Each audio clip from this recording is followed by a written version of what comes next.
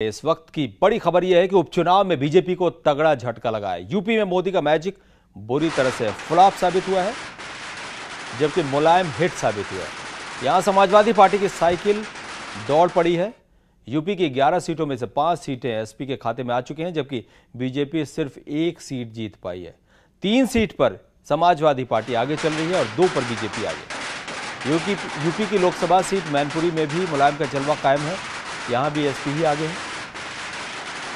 सबसे बड़ी बात यह है कि यूपी में जिन 11 विधानसभा सीटों पर उपचुनाव हो रहे हैं, उनमें से 10 सीटें बीजेपी के पास थीं और उन पर निर्वाचित विधायकों के सांसद चुन लिए जाने की वजह से वो खाली हुई हैं। बात करें राजस्थान की, तो यहां भी बीजेपी का बंटाधार हुआ है। राजस्थान में जिन 4 सीटों पर उपचुनाव हुए, पहले वो चारों सीटें बीजेपी के पास थीं, अब उनमें से सिर्फ 1 ही सीट बीजेपी निकाल पाई। राजस्थान में बीजेपी का यह हश्र शायद ही बीजेपी के किसी नेता ने सोचा होगा।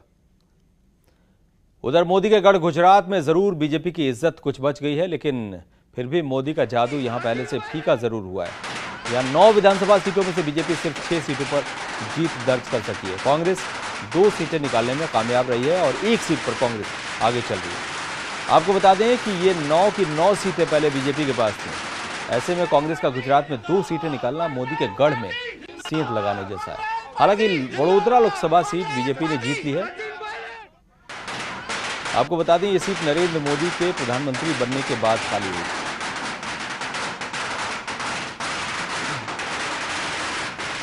प्रशांत त्रिपाठी हमारे संवाददाता लखनऊ से ताजा अपडेट के साथ हमारे साथ जुड़ गए हैं। प्रशांत, सबसे पहले हमें अपडेट दीजिए कि फिलहाल जो दलगत स्थिति है, जो काउंटिंग के अभी तक के रिजल्ट्स आए हैं, उनमें क्या सिचुएशन है? कांग्रेस की क्या सिचुएशन है, समाजवादी पार्टी की, और क्या सिचुएशन है बीजेपी की, इसलिए कि बीजेपी करारी हार की तरफ दिख रही है।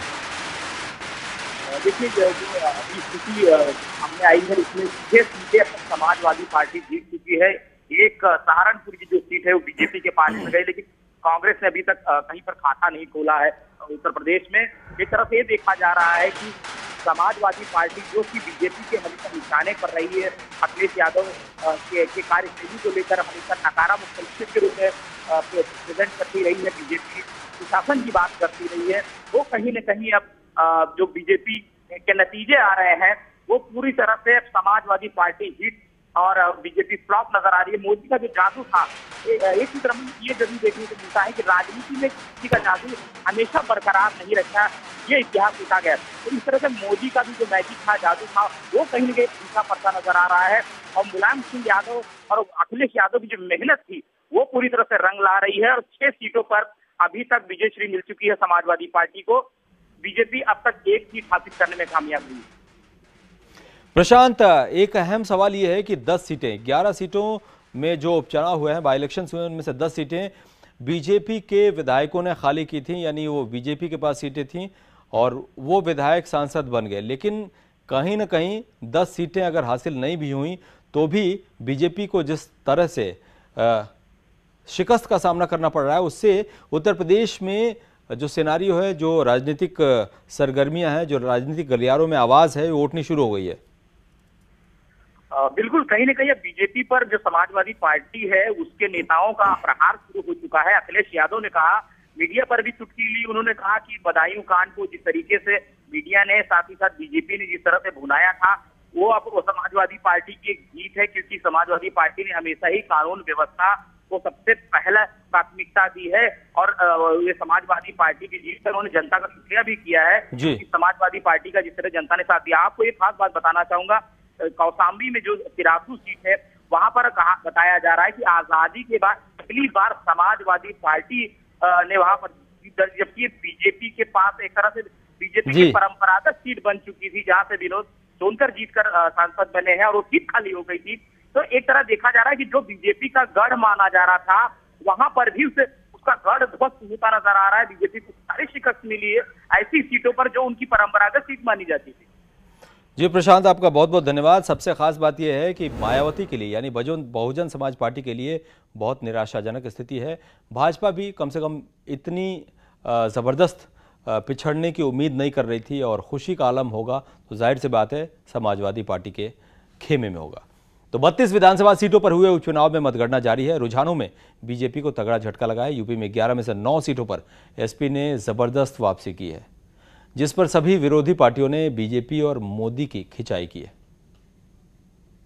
जो मोदी जी के गुब्बारे से हवा निकलनी शुरू हो गई, अब उसकी रफ्तार किस राज्य में कैसी होती है, ये तो 33 सीटों का चुनाव आने से स्पष्ट होगा पूरी तरह से। बाईपोल रिजल्ट्स को मैं नहीं मानता कि इस पर कोई नेशनल पिक्चर हम ड्रॉ कर सकें। कई जगह कई पार्टी का रिज़ल्ट अच्छा होता है, कोई दूसरा जगह अलग स्टेट में अच्छा नहीं होता है। ये तो elections have very much localised उनका मुद्दे होते हैं, तो बाईपोल्स पर मैं कोई नेशनल पिक्चर ड्रॉ करना नहीं चाहूँगा। His worth is now being proved because the Modi hype is no more. Still, there are some people who expect that something will be delivered because the way he delivered his speeches. 10 सीटें जो हैं वो Bharatiya Janata party के द्वारा खाली की गई हैं और एक मैनपुरी जो है वो मुलायम सिंह जी की सीट है। तो अगर मैनपुरी और इन 10 में से अगर कुछ सीटें भी अगर मुलायम सिंह को आ जाती है तो मैं समझता हूं कि भारतीय जनता पार्टी के लिए एक बहुत बड़ा धक्का होगा। राजस्थान में भी बीजेपी को करारी शिकस्त का सामना करना पड़ा है। राजस्थान में कांग्रेस 3 सीटों पर जीत दर्ज की है उसने, और 1 सीट से बीजेपी को संतोष करना पड़ा है। जसवंत हमारे संवाददाता जयपुर से हमारे साथ जुड़ चुके हैं। जसवंत, जैसे कि खबर मिली है कि 3 सीटों पर कांग्रेस ने जीत दर्ज की और 1 सीट पे बीजेपी ने, निश्चित रूप से बीजेपी के लिए निराशाजनक खबर है। जी बिल्कुल, जिस तरीके से जो नतीजा है बिल्कुल चौंका दिया है और बीजेपी को झटका भी दिया है कि जो बीजेपी जिस तरीके से बड़े मैंडेट के साथ पहले जीती थी, इस बार जो 4 सीटों के जो नतीजे हैं उनमें से 3 सीटों पर बीजेपी ने, कांग्रेस ने जीत दर्ज की और एक सीट पर जीत दर्ज करके बीजेपी को संतोष करना पड़ा है। ये कहीं ना कहीं बीजेपी के लिए बड़ा झटका है और बीजेपी को ये समझ में आना चाहिए कि 9 महीने का जो कार्यकाल था उससे जनता संतुष्ट नहीं है और उसी का ये जवाब जनता ने इनको इस बार जो उपचुनाव हुए उसमें दिया है।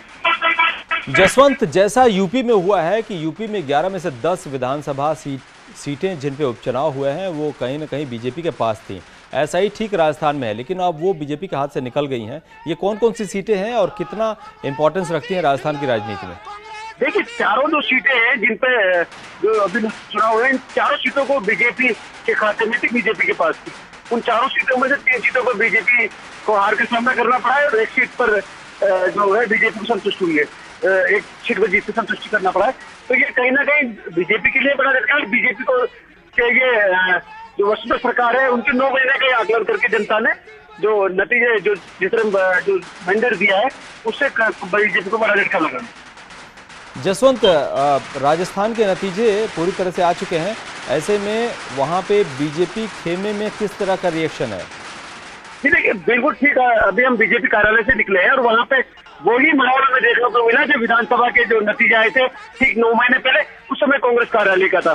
कांग्रेस बीजेपी कार्यालय में इस समय कोई भी बड़ा नेता उपस्थित नहीं है। पूरे कार्यालय एक तरह से सूना सा पड़ा हुआ है। वहां पर जो छोटे मोटे जो कार्यकर्ता है वही वहां पर वो मौजूद है और उसका ठीक विपरीत कांग्रेस कार्यालय का है, जहाँ पर 9 महीने पहले बिल्कुल खाली था। बिल्कुल जब विधानसभा नतीजे आए थे, आज उसी कांग्रेस कार्यालय में जश्न का माहौल था, लोग उत्साहित थे, आतिशबाजी की गई, मिठाई बांटी गई।